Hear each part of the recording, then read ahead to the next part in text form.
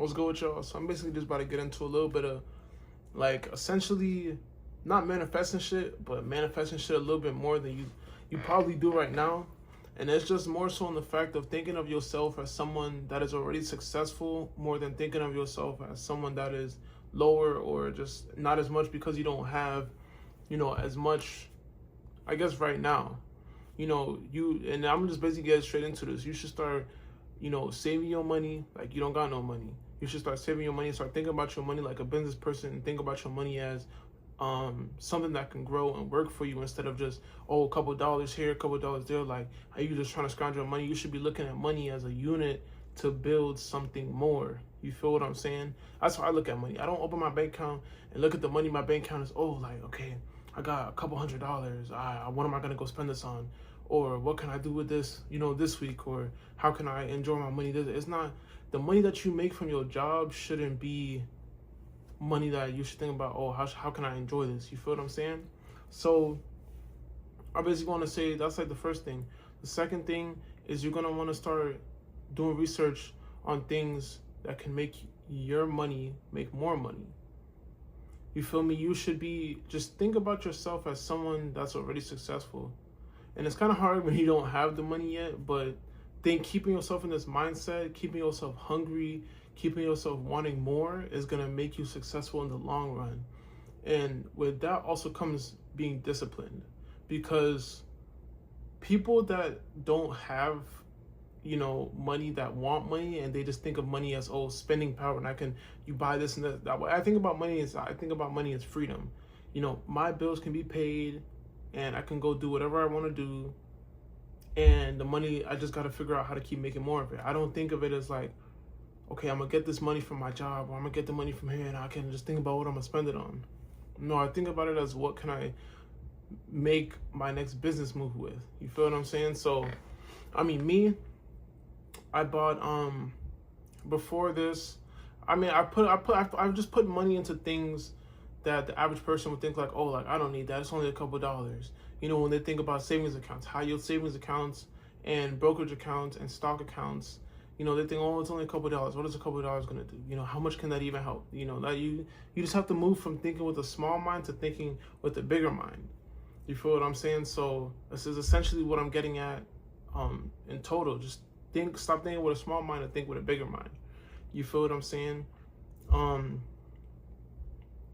You should also be putting yourself around people who are like-minded. And that's what a lot of successful people do, is they put themselves around a lot of other people who are successful. You rarely see people with a lot of money, associating themselves with, I don't want to say lower class people, but I want to say people who just don't match up with the motives that they have. Everybody has their friends, their day one friends that they went to school with, that they did this with, that with, and they hung out all the time. Okay, that's cool. Those are just people that are cool to hang out with. I feel like the difference between that and people that are successful and people that you do business with, because you can't always do business with people that are, your closest friends or your best friends or your this friends, because that's sometimes what most friends are good at being. That's all they're good at being is, your best friend that you can have fun with, or the good friend or the fun friend or whatever. They aren't always the best business people. So, when you start thinking like a person that does business, that's something that they do, is they put themselves in environments and places with other successful people. You feel me? The next thing you're going to want to do is just prioritize your health. They always say wealth is health. You always hear that everywhere. You'll see that here and there, and they always advertise that, but that really is true, bro. Because as you can tell, I don't know if you guys have been able to tell, a lot of rappers that have been, they get popular. You see like Gunna, look at Moneybagg, look at Sexyy Red. They all, and Drake, one thing they all do and they all promote eventually is being in shape, being healthy, going to the gym, eating the right things.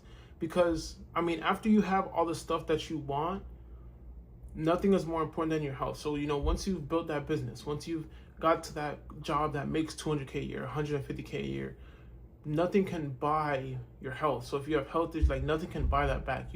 Something that you have to prioritize, because, all this money and stuff, it can go away. You can have it all today and lose it tomorrow. But your health is something that stays with you. And if you keep up with it, it'll reward you in the future, in the long run. You'll have less complications. So that's just one of those things that, you know, when you think about how a successful person thinks, that's one of those things you want to do. You always see a successful person in the gym, or you always see a successful person with a trainer, or, you know, they have a chef, or so it's just one of those things. Another one of the things that you want to do is stop spending your money on low class things. So if you don't have objectively a lot of money, you shouldn't be buying designer stuff. You know, you shouldn't be buying statement pieces. You shouldn't be buying shoes for $1,000 and jackets for $1,000, pants for $500, just because, you know, you've made the money from going to work. You know, you worked for a week and your check was $1,000, and you want something nice and you go buy some designer. That is probably the worst thing you can do. And that's what I say when I say thinking or buying things while you're in the lower class, or you're not where you want to be. You know, you're buying high class things while you're not high class. You feel me? It's kind of more so of the thing of, I guess, faking it till you make it, but there's no point in doing that, because you're not really impressing anybody, except for you're trying to impress, I guess, yourself.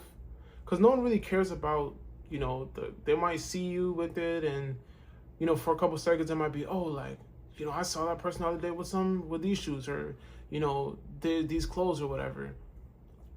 They're gonna forget about it. They don't care. The only person that's taking like a loss kind of here is you.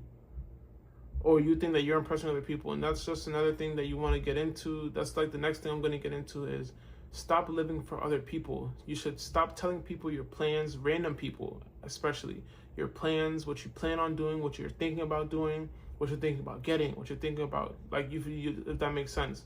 Stop telling people your plans, because yes, it's good to want to hear it and hear what other people have to think about it, and, you know, you want people to congratulate you for the ideas of wanting to do things, but in reality it doesn't do anything except just put false narratives out there.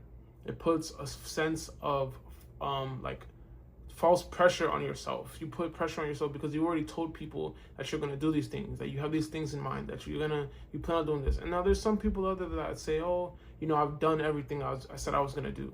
And that's okay. I mean, if you're one of those people that, you know, you want to put it out there and word of the mouth is a big thing for you, and manifesting things is a big thing for you, go ahead.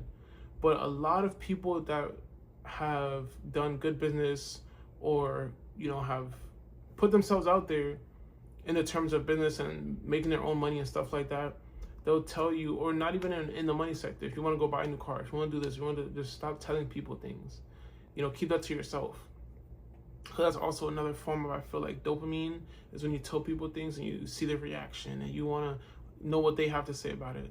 It's okay. Like, you don't have to tell anybody. You know, if you got a friend or two or something like that you want to tell, I mean, that's fine. You know, you guys talk about everything. But, you know, the people that don't really need to know these things don't need to know these things. You feel me?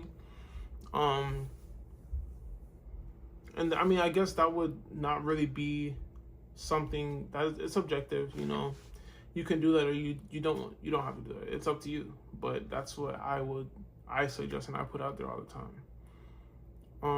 I also want to say, like, it goes back to a little bit more of clothes and stuff like that. Like, materialistic items only matter in the moment. So, you know, when you get something new and you're like, oh, like, I got something new, and, you know, you want to post it online, a lot of people have to stop living for this, like, social media and the social aspect.